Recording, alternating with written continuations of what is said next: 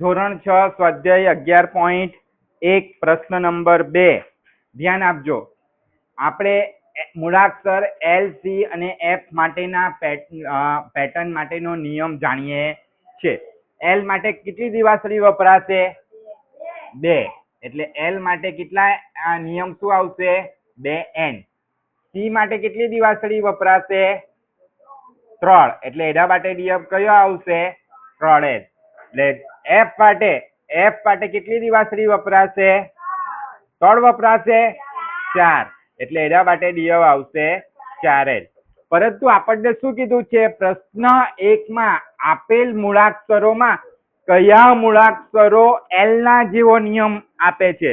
તો એલ ના જેવો નિયમ એ આપે છે મૂળાક્ષર ટી અને મૂળાક્ષર વી. એટલે લખવાનું પ્રશ્ન 1 માં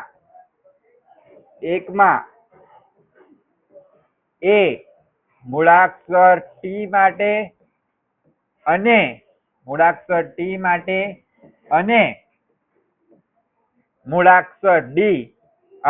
મૂળાક્ષર વી માટે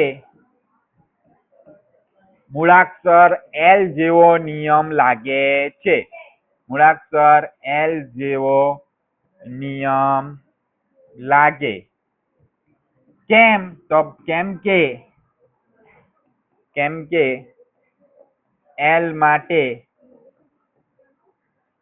2 દિવાસળીની જરૂર પડે.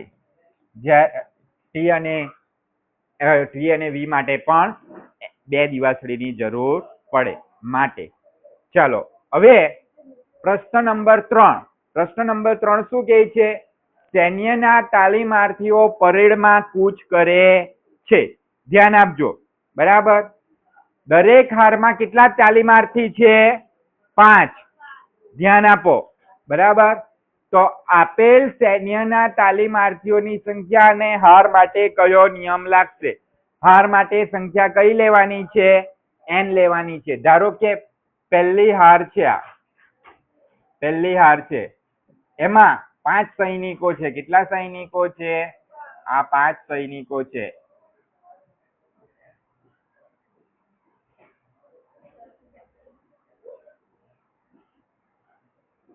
પાંચ સૈનિકો થઈ ગયા. કેટલા સૈનિકો છે? 5.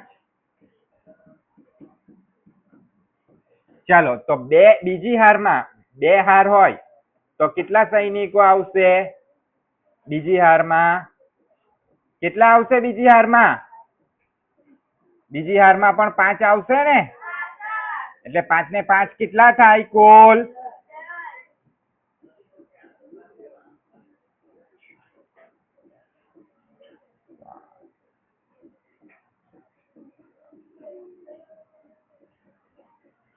ને 10. જો 2 હાર હોય તો કેટલા સૈનિકોની જરૂર પડે? 10 સૈનિકની જરૂર પડે. પરંતુ આપણને હારની સંખ્યા કેટલી લેવા કીધી છે? n હાર લેવા કીધા છે ને? હારની સંખ્યા કેટલી લેવા કીધી છે? n. તો આપણને કેટલા સૈનિકોની જરૂર પડશે? તો કેટલા n સૈનિકો? 5n સૈનિકોની જરૂર પડશે. બરાબર.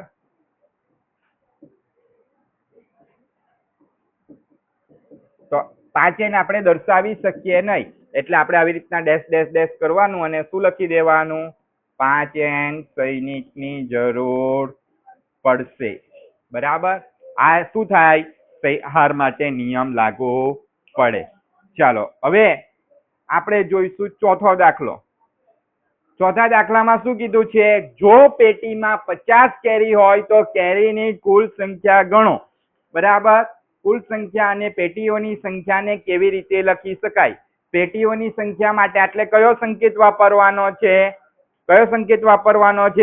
બી સંકેત વાપરવાનો છે. બરાબર. એટલે n વાપરવાનો નથી. તો આટલે લખી દેવાનું પેટીની સંખ્યા માટે બી સંકેત વાપરો. પરંતુ આપણને ખબર છે એક પેટીમાં કેટલી કેરી આવે? 50. બે પેટીમાં કેટલી કેરી આવે? ત્રણ પેટીમાં કેટલી કેરી આવે?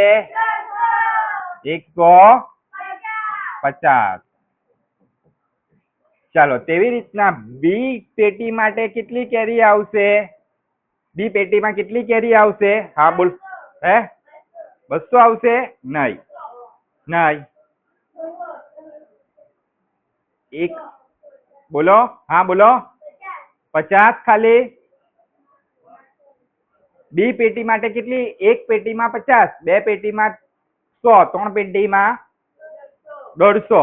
આપણે શું કર્યું એટલે જુઓ 50 ગુણ્યા 1, 50 ગુણ્યા બી ને 50 ગુણ્યા 3.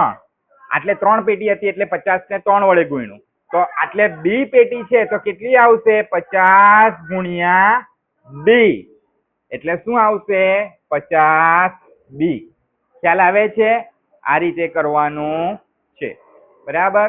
જેટલી પેટી હોય એટલાને કેટલા વડે ગુણવું પડે? 50 વડે. બરાબર. ચાલો.